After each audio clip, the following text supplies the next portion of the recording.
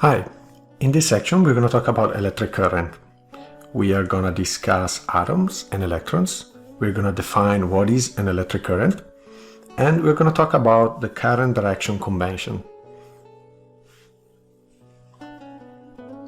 Matter is made of atoms.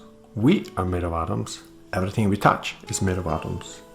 The reason why I'm bringing up atoms now, it's because I want to introduce the electron, which will be required to explain the electric current. On the right, I try to represent the structure of the atoms. There is a central part, which is the nucleus, which is made up of protons and neutrons. And then we have a third type of particle, which is the electron, that is floating around the nucleus. You can see here there is like a cloud of electrons around the nucleus.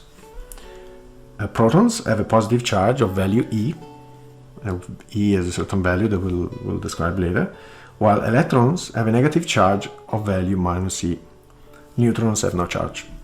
E is equal to 1.6 multiplied by 10 to the power of minus 19 Coulomb, where Coulomb is the unit of measurement of the charge. Atoms are usually neutral, which means that they have the same number of electrons and protons. Now that we talk about electrons, we can talk about electric current. Electric current is simply the rate of flow of electric charge. Let's look at the example here to the right. Let's say you have an electrical wire, so like a piece of copper, for example. So we are looking at a section of the wire. The wire actually continues here and there, so it's just a little section of it. And let's say you have 3 electrons on the left side. And you are an observer, you are somewhere in the middle of the wire, and you just monitor a certain section of this wire. You just look at a particular section. Now, I could ask you to do a certain experiment, which is in a certain amount of time, delta t. You can choose the amount of time. It could be 1 second, 1 hour, 1 year. It could be 1 microsecond. It could be as long or as short as you want. You will just be sitting there and count the number of electrons that pass from left to right. At the end of the experiment, you will have a certain number of electrons here, and E. And if you multiply the electron by E, which is the charge of 1 electron, you basically know what is the total amount of charge that passed.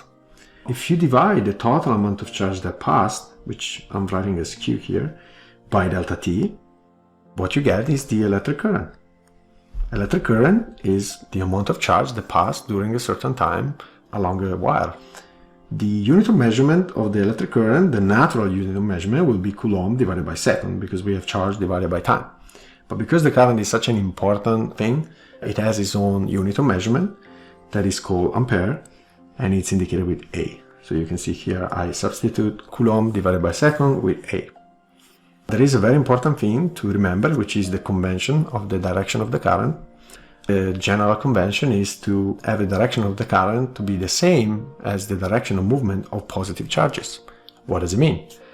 Given that usually in electric circuits and wire, what moves are really electrons, and electrons have a negative charge, the direction of the current is the opposite of the movement of the electrons. So in this case, that will not be the right direction. Let me cancel it. But the direction of the current that you measure will be the opposite. It will be in this direction, so from right to left. The first question wants to imagine to be a person sitting by an electrical wire for some reason that is observing a section of this wire. During a certain amount of time, which is equal to 6 seconds,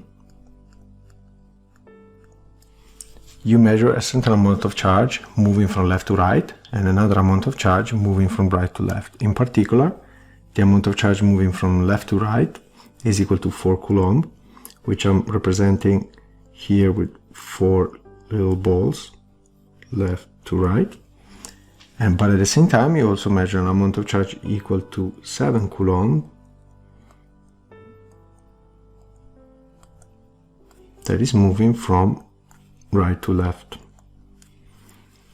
The problem wants you now to calculate the amount of current in amps given the delta time and given the amount of charge that moved through the wire. Solving the problem simply requires the knowledge of the definition of a current, that is defined as delta Q over delta T. This equation simply states that the current is defined as the rate of charge moving through a wire or the number of charge that you observe during a certain amount of time, divided the amount of time. Now, for this problem, delta t is easy to calculate because it's 6 seconds. It's actually defined by the problem.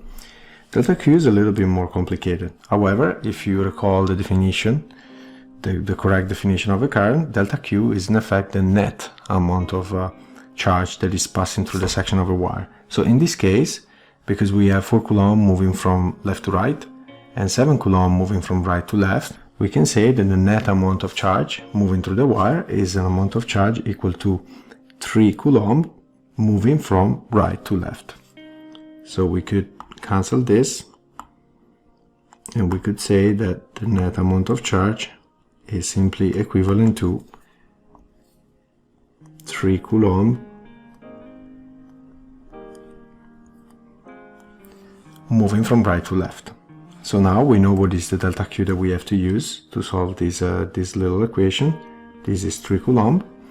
Now we can very easily solve this little equation. So I will be equal to 3 divided by 6, which is equal to 0.5 amp, or 500 milliamp.